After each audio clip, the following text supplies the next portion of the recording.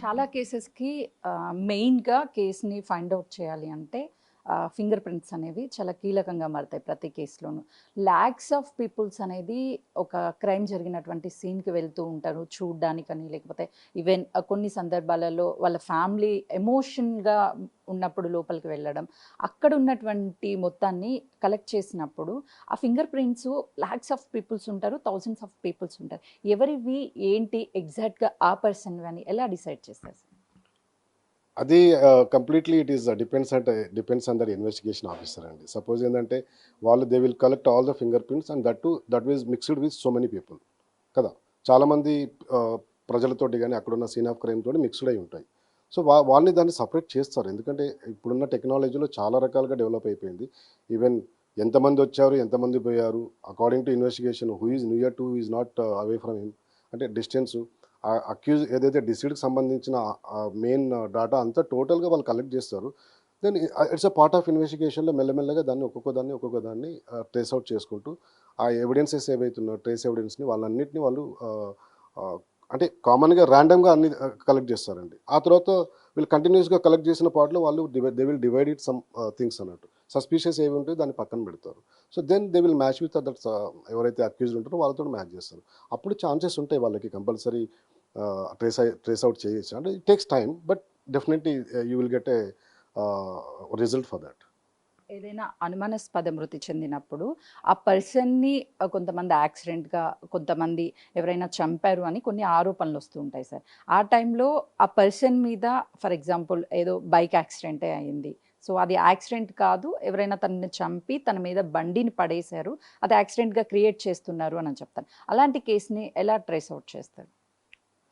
Madam ఇక్కడ ఎందుకంటే accident direct అవ్వడం వేరు, తర్వాత బండి పైన పడేయడం అది that is an different allegation. ఎందుకంటే ఇక్కడ రెండు రకాలుగా మేము చెప్పగలుగుతాం.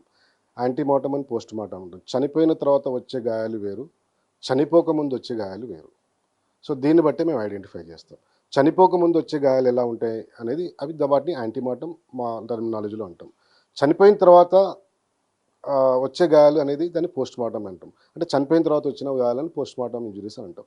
సో దీన్ని బట్టి మేము ఐడెంటిఫై చేస్తాం యాంటీమార్టం ఏవి, పోస్ట్ మార్టం ఏవి. కామన్గా దాన్ని బట్టే కేసు డిసైడ్ అవుతుంది. కాజ్ ఆఫ్ డెత్ కూడా దాన్ని బట్టే డిసైడ్ అవుతుంది. అంటే సపోజ్ కొన్నిసార్లు ఏంటంటే నేను చిన్న ఎగ్జాంపుల్ ఇస్తాను మీకు. కామన్గా మనం ఏదో ఒక మనిషిని చంపేస్తారు ఫస్ట్. ఒక సిచ్యువేషన్లో మనిషిని చంపేసిన తర్వాత ఎలాంటి ఎవిడెన్సెస్ దొరకద్దు అని చెప్పేసి మనిషిని కాల్ చేస్తారు, రైట్. కాల్ చేసిన తర్వాత బాడీ అక్కడున్న ఎన్విరాన్మెంట్గా మొత్తం టోటల్గా అక్కడున్న సిచ్యువేషన్ బట్టి వాళ్ళు పెట్రోలా, డీజిలా, వాళ్ళ ఇష్టం ఏది యూజ్ చేస్తారు. కానీ అక్కడే అది పోస్ట్ మార్టం బర్న్సా, యాంటీమార్టం బర్న్సా అని తెలిసిపోతుంది మనకు. సో దాన్ని బట్టి కూడా సపోజ్ ఎగ్జాంపుల్గా నేను చెప్తాను, గొంతు నులిమి చంపేస్తారు. చంపేసిన తర్వాత యాక్సిడెంట్గా క్రియేట్ చేయాలని చూస్తారు. అప్పుడు ఏం చేస్తారు, ఏదో వెహికల్ కింద పడేయడము, లేదు అంటే ఇంకెక్కడన్నా వాళ్ళను కట్టితోటి కొట్టడము, లేదు అంటే నరికేయడము, ఇలాంటివన్నీ చేస్తారు అన్నట్టు. క్లియర్ కట్గా తెలిసిపోతుంది ఇది పోస్ట్ మార్టం అని, చంపేసిన తర్వాత జరిగిన ఇంజురీ అని చెప్పగలుగుతాం మనం కొన్ని సిచ్యువేషన్లో. అందులో ఏంటంటే ఇందులో చాలా రకాలు ఉంటాయి మేడం, ఒకటే కాదు. It is very toughest job for forensic expert యాక్చువల్గా. ఎలా అంటే యాంటీమార్టము, పెరిమార్టము, పోస్ట్ మార్టం మూడు రకాల ఇంజురీస్ ఉంటాయి. సపోజ్ ఒక పర్సన్ చనిపోతారు, ఏదైనా క్రైమ్ జరుగుతుంది అన్నప్పుడు అతను సెమీ కాన్షియస్లో కానీ అన్కాన్షియస్లో వెళ్ళిపోతాడు. కానీ లైవ్ అనే అంటే త్రీ పార్ట్ ఆఫ్ అంటే మోడ్స్ ఆఫ్ సిస్టమ్స్ ఆగిపోవు అప్పుడు, అంటే కంప్లీట్గా చనిపోవడం అన్నట్టు. అప్పుడు ఏమవుతుంది అంటే అది కూడా చనిపోయే ముందు వచ్చే ఇంజరీస్ని పెరిమాటం ఇంజరీస్ అంటాం. కానీ ఇది యాంటీమార్టం కూడా పెరిమాటం ఇంజరీస్ ఆల్మోస్ట్ సేమ్ ఉంటాయి. ఆ తర్వాత పోస్ట్ అంటే కంప్లీట్ చచ్చిపోయిన తర్వాత మళ్ళీ చేస్తారు కదా, అది పోస్ట్ మార్టంలోకి వెళ్ళిపోతుంది. కాబట్టి ఆ ఇంజరీస్ని బట్టి మేము ఐడెంటిఫై చేస్తాం. Even though it is in suicide ఉండొచ్చు, హోమిసైడ్ ఉండొచ్చు, స్ట్రాంగులేషన్ ఉండొచ్చు, థ్రాట్లింగ్ ఉండొచ్చు, వాళ్ళు హ్యాంగింగ్ ఉండొచ్చు, ఎనీథింగ్ అండి, any part of body burns ఉండొచ్చు.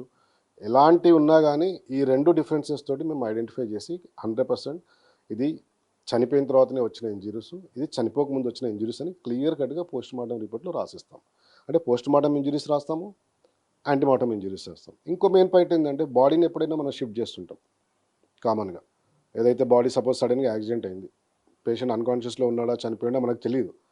కానీ ఆ టైంలో కూడా అక్కడున్న పబ్లిక్ని బట్టి కానీ బాడీని షిఫ్ట్ చేసే టైంలో కూడా కొన్నిసార్లు చనిపోయిన తర్వాత కూడా కొన్ని ఇంజరీస్ వస్తాయి. వాటిని ఆర్టిఫాక్ట్స్ అంటాం మేము. సో ఆ ఇంజరీస్ కూడా రాస్తాం మేము మా పోస్ట్ మార్టంలో మెన్షన్ చేస్తాం. ఎందుకంటే ఇట్ ఈస్ క్లియర్ కట్. అంటే ఎలా చనిపోయాడు అనేది ఒక రీజన్ ఇస్తాము, దాని తర్వాత వచ్చిన ఇంజరీస్ ఏంటి అని కూడా ఇస్తాం మేము. ఆ కంప్లీట్ పోస్ట్ మార్టంలో ఇట్ ఈస్ ఏ పార్ట్, ఒక పార్ట్ అది. సార్ చనిపోయినప్పుడు ఆ వ్యక్తి మీద కొన్ని ఫింగర్ ప్రింట్స్ ఉంటాయి. అది లెగ్ కావచ్చు, లేకపోతే షర్ట్ మీద స్టాంపింగ్ కావచ్చు, ఇలాంటివి ఉంటాయి కదా. ఒకవేళ తను లెగ్ ఫింగర్స్ అక్కడ ఏదైనా ఫుట్ కావచ్చు, లేకపోతే తను వేసుకున్న షూ కావచ్చు, బ్లడ్తో సహా అక్కడ కానీ ఉండుంటే అది ఎలా ఐడెంటిఫై చేస్తారు? ఎవరిది ఏంటి అన్నది ఐడెంటిఫై చేయడానికి పాసిబిలిటీ అది క్లూస్ టీమ్ పార్ట్ అండి. అది ఇప్పుడు సపోజ్ మాకు ఎప్పుడైతే పోస్ట్ మార్టం చేయడానికి తీసుకొచ్చినప్పుడు కంప్లీట్ బాడీ తోటి ఇచ్చేస్తారో పైన బ్లడ్ స్టెయిన్స్ కానీ ఏమున్నా కానీ మేము పోస్ట్ మార్టం ఎక్స్టర్నల్ అపీరియన్స్లో కానీ రాస్తాం కంపల్సరీ. అక్కడున్న ప్రింట్ కానీ ఏదున్నా కానీ మేము రాస్తాము. అట్లాగే క్లూస్ టీమ్స్ వాళ్ళు కూడా వాళ్ళంతా టోటల్గా అక్కడున్న ట్రేస్ ఎవిడెన్స్ అన్ని స్క్రాప్ చేసి అన్ని టోటల్గా ప్రతి మైన్యూట్ థింగ్ని కూడా వాళ్ళు అబ్జర్వ్ చేసి ఆ తర్వాత they will take the photographs and everything they will do that. ఆ క్లూస్ టీమ్స్ కంప్లీట్గా వాటిని అన్నింటినీ ఒక ఫోటోగ్రఫీలో under scene of the crime కింద టోటల్గా తీసుకుంటారు. దాన్ని బట్టి then they will go to that further investigation. మా దగ్గర ఏముంటుంది అంటే ఓన్లీ పోస్ట్ మార్టం, బాడీనే పోస్ట్ మార్టం చేస్తాము. ఎక్స్టర్నల్ అపీరెన్స్లో ఏమున్నావు అది రాస్తాము. అదే పార్ట్లో సపోజ్ అలాంటి ఏమైనా ఇన్ప్రింట్ క్లోజ్ మీద ఉన్నప్పుడు, ప్రింట్ ఆపరేషన్స్ కానీ లేకుంటే ఇంకేమైనా ఉన్నప్పుడు కానీ, స్టెయిన్స్కి ఉన్నప్పుడు కానీ అలాంటివి కూడా మెన్షన్ చేస్తాం. We will definitely post mortem రిపోర్ట్లో టోటల్ ఎక్స్టర్నల్ నుంచి ఇంటర్నల్ వరకు ప్రతి మైన్యూట్ పార్ట్ని మేము 100% మెన్షన్ చేస్తాం. అది చేసిన తర్వాతనే then we will go for a cause of death. అన్ని టోటల్ అన్నిటినీ కొలాబరేట్ చేసుకొని మాకు సంబంధించిన ఫైండింగ్స్ని కొలాబరేట్ చేసుకొని ఫైనల్ కాజ్ ఆఫ్ డెత్కి వస్తాం. లేదు దీన్ని ఆల్రెడీ కాజ్ ఆఫ్ డెత్ దొరుకుంది అయినా కానీ మేము మళ్ళీ దానికి సంబంధించిన ఫోరెన్సిక్ సైన్స్ ల్యాబొరేటరీకి ఏది పంపించాలి, కెమికల్ అనాలిసిస్కి ఏది పంపించద్దు, అది కూడా మేము డిసైడ్ చేసుకొని దాన్ని పంపించేస్తాము. ఆ తర్వాత మేము మా పోస్ట్ మార్టం రిపోర్ట్లో మా కాజ్ ఆఫ్ డెత్ దగ్గర ఒపీనియన్ రిపోర్ట్ పెండింగ్ అని రాస్తాము. లేదు మాకు డైరెక్ట్ కాజ్ ఆఫ్ డెత్ వచ్చింది అంటే డైరెక్ట్ సపోజ్ కేసులో ఎలాంటి కాజ్ ఆఫ్ డెత్ మాకు క్లియర్ కట్గా ఉంది కాజ్ ఆఫ్ డెత్ అన్నప్పుడు కాజ్ ఆఫ్ డెత్ ఇచ్చేసి however విజరా preserved for forensic science laboratory అని కూడా ఇస్తాము. అంటే రెండు రకాలుగా ఇస్తాము. ఎందుకంటే రిపోర్ట్ అనేది చాలామందికి ఒక అపోహ ఉంది, కానీ అలాంటిది ఏం లేదండి. ఎందుకంటే everything it will comes going with a naked I. At the same time reporting దగ్గర కూడా ఎస్పెషల్లీ ఫోరెన్సిక్ ఎక్స్పర్ట్ దగ్గర నుంచి ఎలాంటి డిలే ఉండదు. మ్యాక్సిమం మేము ఎంత తొందరగా ఇష్యూ చేయాలో అంత తొందరగా చేస్తాం. ఎందుకంటే ఒకటి కాదు రెండు కాదు చాలా పోస్ట్ మార్టం రెగ్యులర్గా చేస్తుంటాం కాబట్టి ఆ రిపోర్ట్ మా దగ్గర ఉండడం వల్ల కూడా చేసేది ఏం లేదు. సో మేము డైరెక్ట్ పోలీస్ వాళ్ళకే ఇస్తాం, బట్ పర్సనల్గా మాత్రం మేము ఇవ్వండి. ఎందుకంటే మెడికల్ లీగల్ కేసు కాబట్టి రిపోర్టింగ్ అనేది నార్మల్ పబ్లిక్ కానీ ఎవరికి ఇవ్వం, ఓన్లీ పోలీస్ వాళ్ళకే ఇస్తాం. ఏదైనా రిపోర్ట్ కావాలి అంటే వాళ్ళు వాళ్ళ దగ్గర నుంచి కలెక్ట్ చేసుకోవాలి. చాలా కేసెస్లో నెయిల్స్ కలెక్ట్ చేస్తారు, హెయిర్ కలెక్ట్ చేస్తారు.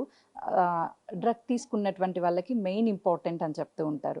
ఒక వ్యక్తి డ్రగ్ తీసుకున్నాక ఎన్ని మంత్సా, డేసా, ఇయర్సా, ఎంత టైము వాళ్ళ బాడీలో డ్రగ్ ఉంటుంది, ఎప్పటి వరకు ఐడెంటిఫై చేయొచ్చు సార్? కామన్గా ఏంటి అంటే ఇది depends on that quantity of ఎంత క్వాంటిటీ తీసుకున్నాడు అనేది ఇంపార్టెంట్. ప్లస్ ఎంత రెగ్యులర్గా తీసుకుంటున్నా అనేది కూడా ఇంపార్టెంట్. ఇక్కడ ఎప్పుడో ఒకసారి తీసుకుంటాడు, ఆ తర్వాత అది కూడా ఇమీడియట్లీ మనకు with in 24 hours 72 hours with in 1 month కూడా బ్లడ్లో ఆ డ్రగ్ అనేది రిమైన్ ఉంటుంది, అది కంపల్సరీ వస్తుంది. So suppose he is a regular addiction for the drug అనుకుందాము, అతనికి నెక్స్ట్ డే చేసినా వస్తుంది, ఆ తర్వాత 6 months చేసిన తర్వాత కూడా చేసినా వస్తుంది. అంటే కొన్ని ప్లానర్స్ ఉన్నాయి, 9 planners అని 12 planners అని. ఇప్పుడు కామన్గా ఇప్పుడు ఏంటంటే ఫోరెన్సిక్ సైన్స్ ల్యాబొరేటరీలో వాళ్ళకు ఒక చిన్న అదేది శాంపుల్ పంపించినా కానీ they will trace with even hair or else nail scratch వాళ్ళతో నెయిల్స్ తోటి కానీ అందులో కూడా అబ్జర్వ్ అయి ఉంటుంది కాబట్టి దే విల్ ఎక్స్ట్రాక్ట్ దట్. ఆ ఎక్స్ట్రాక్ట్ చేసి కరెక్ట్ రిపోర్ట్ని ఇస్తారు. అంటే 6 months పట్టవచ్చు. కొన్నిసార్లు ఏంటంటే ఇంకా డీప్గా వెళ్ళాలంటే 1 year తర్వాత కూడా ఆ ట్రేస్ అవుట్ అయ్యే ఛాన్సెస్ ఉన్నాయి. అంటే డిపెండ్స్ అది consumption of the quantity of drug అనేది.